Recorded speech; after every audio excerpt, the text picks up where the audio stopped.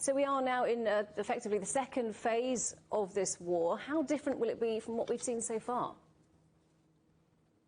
It's going to be significantly different because you're now conducting operations in open spaces. Before, they were mostly confined to urban areas, and the Russians have concentrated their forces on a single front before they were spread out along 4 different axes.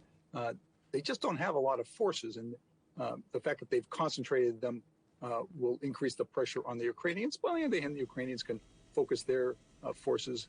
I think that this will also be even more firepower intensive. The Russians have a lot of artillery and armor, and they're planning to use it. So this will be a critical phase of the war. So put it into context for us. Just how important is this region? What's its significance strategically? Well, this is the industrial part of Ukraine. It always has been. So it's a great prize. It's also a lot of it is agricultural. Some large part of the world's agricultural output comes out of this area. So for both reasons, this is very valuable real estate. Plus, the Russians are really driven not so much by economics as by a desire to reestablish the former Soviet Union, even the Russian Empire. Putin thinks that the collapse of the Soviet Union was a calamity, and he wants to reestablish that extensive influence that Russia and the Soviet Union once had.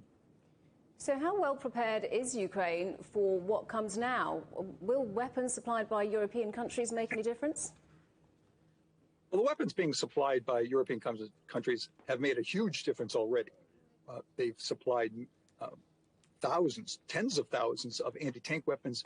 We've seen how damaging those were to Russian units. We've supplied anti-aircraft, plus a lot of ammunition and uniforms and the things that you need to keep an army going. That's been absolutely critical in keeping the Ukrainian forces in the field and to equip the militias that they've raised. In terms of the heavy weaponry that we've seen in the most recent packages, some of that's getting into the fight now. Most of it is the Soviet-era equipment that comes from Eastern European allies, the T-72 tanks, the S-300 air defense systems. The United States is going to provide some howitzers and armored personnel carriers.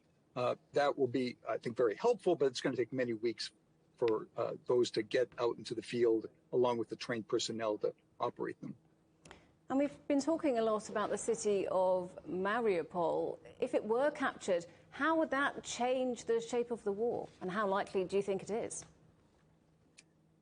Well, the valiant defense of Mariupol is coming to an end. The defenders have been squeezed into a couple of small enclaves, as we've heard. The Russians have been advancing steadily, and it's only a matter of a couple of days, I think, before the Russians take over the last elements in Mariupol.